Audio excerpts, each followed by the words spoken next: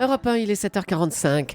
De grandes joies et des peines inconsolables. C'est le récit d'une vie riche et tumultueuse qu'elle raconte dans La Voilette de ma mère. Le livre est publié chez Fayard. Il est signé Nadine Trintignant, qui est ce matin votre invité, Jean-Philippe, pour l'interview Vérité d'Europe 1. Bonjour Nadine Trintignant. Merci d'avoir accepté notre invitation sur Europe 1. Merci de m'avoir invité. On va dire qu'il y a déjà beaucoup d'amour dans votre livre. On va éviter les poncifs, mais c'est vrai qu'en vous lisant, on sent à la fois qu'il y a une vraie pudeur, il y a une violence aussi dans les sentiments, dans ce que vous avez vécu, avec une écriture toujours simple, directe, franche, un peu comme votre mère finalement. Oui, j'ai eu beaucoup de chance avec ma mère et avec mon père. J'ai eu beaucoup de chance parce qu'on a eu beaucoup de chance, on était 6 enfants. Parce qu'ils étaient libres, de bonne humeur, heureux. Ils vivaient au jour le jour, ce qui était quand même très risqué. Je croyais que c'était normal, moi. Et avec une vraie indépendance. C'est-à-dire quand il y avait de l'argent, on était content. Quand il n'y en avait pas, ils m'ont appris que c'était... enfin, il n'y en avait pas, il fallait manger quand même.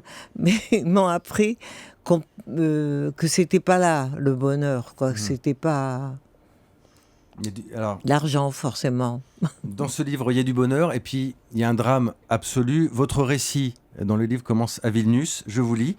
Une scie d'acier me traverse, rouée de coups par son amant, ma fille Marie est dans le coma. C'est impossible, pas elle. Une semaine de détresse qui n'aura pas de fin. Nadine Trintignant, comment on arrive à mettre des mots sur un tel drame? Comment on arrive à se replonger comme ça dans ses souvenirs? Oh, c'est pas se replonger, ça vous quitte pas. Vous savez, quand c'est violent et fort comme ça peut pas vous quitter. Alors non, les mots ils viennent tout seuls, ils sont en moi. Je veux dire, je me force pas, je cherche. Enfin, si, je cherche à ce que ce soit du bon français, à ce que ce soit plaisant à lire. Ça paraît bizarre, mais je veux dire, le mieux écrit possible. C'est très fluide en tout cas. À l'époque, toute la famille, toute la tribu est soudée, tout le monde est là, sauf votre mère. Alors, pour comprendre, votre mère était très proche de Marie. Votre mère, à l'époque, elle regarde plus la télé, elle lit plus tellement les journaux, elle ignore ce qui vient de se passer et vous décidez de ne rien lui dire. Et là, vous le racontez dans le livre dès le début, il va se passer quelque chose de très étrange, de totalement inattendu et pour ainsi dire d'assez violent pour vous. C'est-à-dire que vous allez voir votre mère, elle ne va pas vous reconnaître, elle va même vous confondre avec un garçon.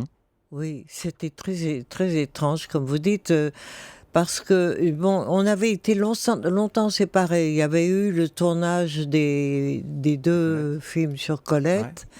Puis après, il y avait que je me sentais pas l'énergie d'aller la voir.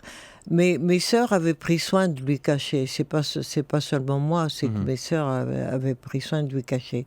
Et quand je suis arrivée, que j'ai pris dans mes bras, j'en avais une envie folle quand même d'elle, de son odeur, de sa tendresse, de ma mère, quoi. Alors, quand elle ne m'a pas reconnue, j'ai pas compris, parce que elle reconnaissait tout le monde. Sauf vous. Oui, je suis même allée la fois d'après avec Annie Farg, avec une amie. Enfin, je suis allée avec des amis qu'elle reconnaissait, qu'elle n'avait pas vues depuis des années. Et moi, je lui disais, tout le monde lui disait, mais enfin, c'est elle. Moi, je lui disais, je suis Nana. Mais elle haussait les épaules. Et je crois que c'est parce qu'elle sentait qu'il y avait en moi quelque chose. C'est un psychiatre qui me l'a fait comprendre, ouais. Qu'il y avait en moi quelque chose de mort, effectivement, et qu'elle ne pourrait pas le supporter.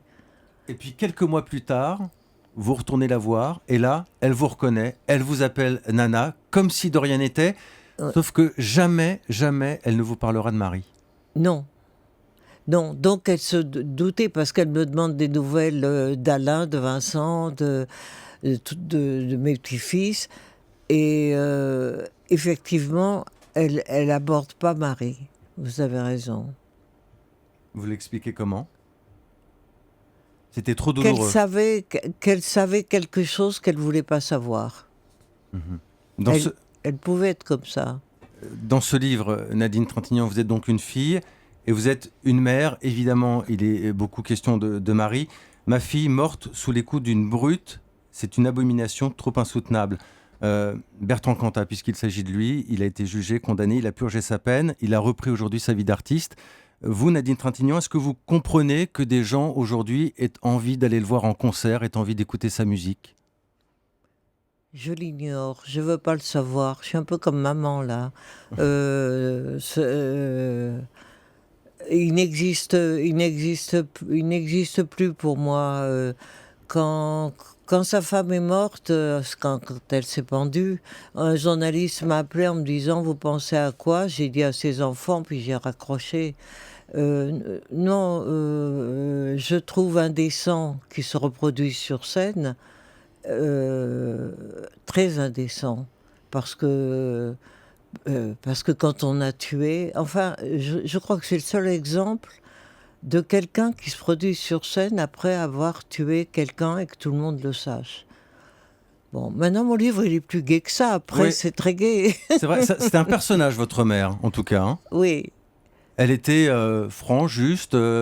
Elle pouvait tomber amoureuse à n'importe quand, même après 70 ans, après 90. Ah oui, non, là, elle m'a fait rire. Oui, elle était tombée amoureuse de... En fait, j'en suis aperçue comme ça. Son médecin vient, elle aura lui fait la tête parce qu'il était parti en vacances. Elle avait 90 ans. Elle est morte, elle allait avoir 100 ans. Et elle lui dit, c'était bien ces vacances. Il lui dit, oh ben, il pleuvait, puis on était à moto, alors la pluie c'était dur, mais c'était bien. Après, à ses amis qui venaient, elle avait beaucoup d'amis parce qu'elle était merveilleusement joyeuse, elle n'était pas du tout une vieille dame embêtante. Et à tous ses amis, elle disait « Oh, ce pauvre docteur, il a eu des vacances horribles à cause de son horrible femme. » Enfin bon. Et après, qu'il n'y avait plus d'amis, on fait un Scrabble et je lui dis « Maman, tu te rends compte J'étais choquée comme une petite bourgeoise. Je lui dis, tu te rends compte que tu as parlé comme si tu étais amoureuse du docteur Pont. Et elle me dit, et alors, je lui dis, mais enfin, à ton âge, Il n'y a pas d'âge. tu as 90 ans.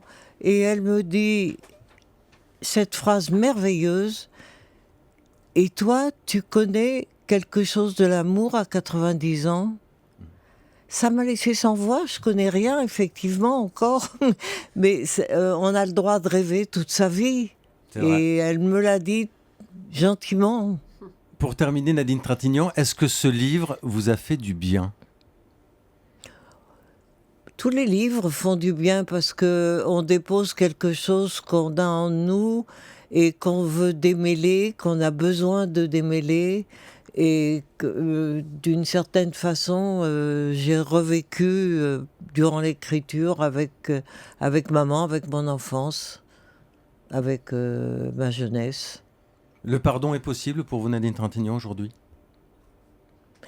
Alors, dites-moi ce que c'est le pardon. Le vrai pardon, c'est l'oubli, on est d'accord. Vous avez une fille ? 2. 2. Alors imaginez, vous oublieriez ? Voilà ma réponse. Merci beaucoup, Nadine Trintignant. La Merci. voilette de ma mère, récit aux éditions Fayard. Merci d'avoir été notre invitée ce matin sur Europe 1.